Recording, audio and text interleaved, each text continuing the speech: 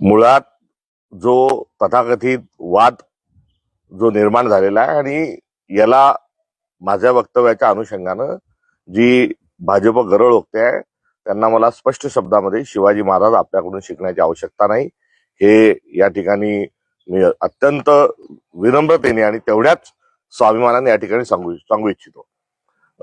हिंदवी स्वराज्याचे संस्थापक छत्रपती शिवाजी महाराज ही महाराष्ट्राची आमची काँग्रेसची आणबाण शान आहे.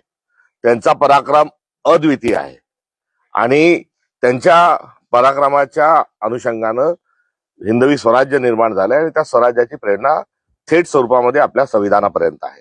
काल पत्रकारांनी मला प्रश्न विचारत असताना विचारले की महामानवांचे आणि विशेष करून शिवाजी महाराज आणि टिपू सुलतान यांचे जे छायाचित्र आहे, प्रतिमा ज्या आहेत ह्या कार्यालयामध्ये लावण्यात याव्यात अशी मागणी होत आहे. याकडे आपण कसे बघता? या प्रश्नाच्या उत्तरादाखल माझं जे उत्तर होतं ते हे होतं की शिवाजी महाराजांनी जो स्वराज्याचा विचार दिला त्याचाच आदर्श हा टिपू सुलतानने घेतला आणि टिपू सुलताननी तो आदर्श घेऊन इंग्रजांच्या विरोधात ते लढले आणि त्या अनुषंगाने या प्रतिमा ज्या आहेत ह्या सोबत लागण्याच्या अनुषंगानं समकक्षतेच्या अनुषंगानं माझं हे वक्तव्य केलेलं आहे. मी शिवाजी महाराजांचा जो पराक्रम आहे तो अद्वितीय आहे हे यापूर्वीच सांगितलेलं आहे आणि या माझ्या प्रश्नाला दाबून कुठेतरी जे वक्तव्य चालवण्यात येत आहे हे भारतीय जनता पक्षाचा हा खोडसाळपणा आहे. देवेंद्र फडणवीस यांची तुलना मी औरंगजेबाशी केली तेव्हा ते म्हणाले मी त्यांना ओळखत नाही.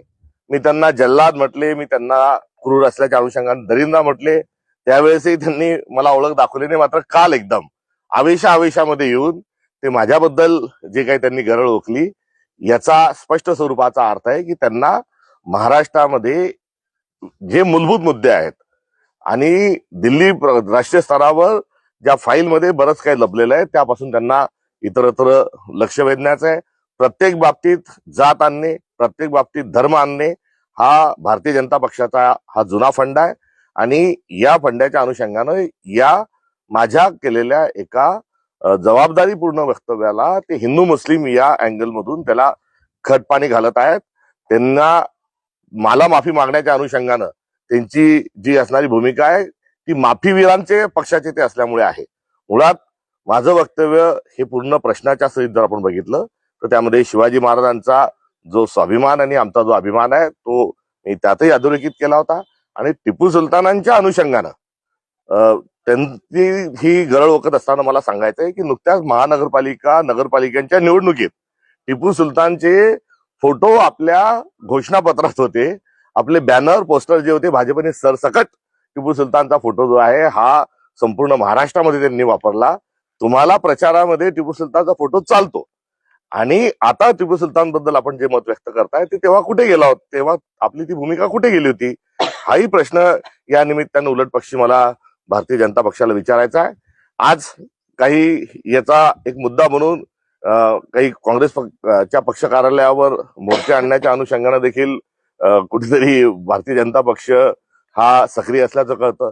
तर 17 तारखेला माझे पुतळे देखील ते जाळणार आहेत अशी देखील माहिती मला प्राप्त होत आहे. मात्र माझा पुतळा जाळण्याच्या ऐवजी सावरकरांनी छत्रपती शिवाजी महाराजांनी हिंदवी स्वराज्य स्थापन केलं ते करत असताना शिवाजी महाराज यायला म्हणजे कावळा बसायला आणि डांगटायला असं जे वक्तव्य केलं होतं आणि त्या वक्तव्यासोबत शिवाजी महाराजांच्या संदर्भात अधिकचे जे चुकीचे सावरकरांनी वक्तव्य केले होते त्या अनुषंगाने त्यांचे पुतळे भारतीय जनता पक्ष जाळणार आहे का हाही माझा प्रश्न आहे.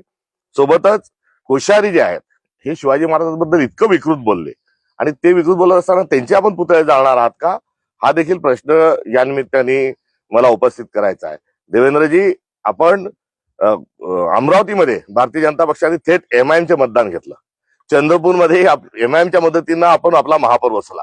थोड्या थिडक्याने महाराष्ट्रभर 21 ठिकाणी एमआयएम सारख्या जातीवादी पक्षासोबत आपण आघाडी करता, युती करता, मदत करता. आपलं त्यांच्याशी असणारं ते अलायन्स आहे हे लपून राहिलेलं नाही आणि आपण हे एमआयएम सारख्या पक्षाशी मैत्री करता, त्यांच्याशी राजकीय स्वरूपामध्ये आपला अंडरस्टँडिंग आहे. टिपू सुलतानांचा जो फोटो आहे हा भारताच्या संविधानामध्ये आहे. जिथे ऍडमिनिस्ट्रेशन हे प्रशासन संविधानामध्ये जिथे सुरू होतं तिथे टिपू सुलतानांची तसबीर आहे. तर निवडणुकीचं जे प्रकरण आहे तिथे छत्रपती शिवाजी महाराजांचा प्रतिमा आहे. आपण शिवाजी महाराजांची प्रतिमा असणाऱ्या निवडणुकीमध्ये कसा धिंगाणा घालताय हे काही लपून राहिलेलं नाही. आणि थोडक्यात संविधानामध्ये ज्या महामानवांचे फोटो आहेत, प्रतिमा आहेत, या सर्वांवर भारतीय जनता पक्ष जो आक्षेप घेते आहे तो आक्षेप म्हणजे थेट स्वरूपामध्ये संविधान बदलण्याच्या अनुषंगानं आणि संविधान संपवण्याच्या अनुषंगानं त्यांचा हा प्रयत्न सुरू असल्याचं देखील प्रत्युत्तर या निमित्ताने मला द्यावंसं वाटतं.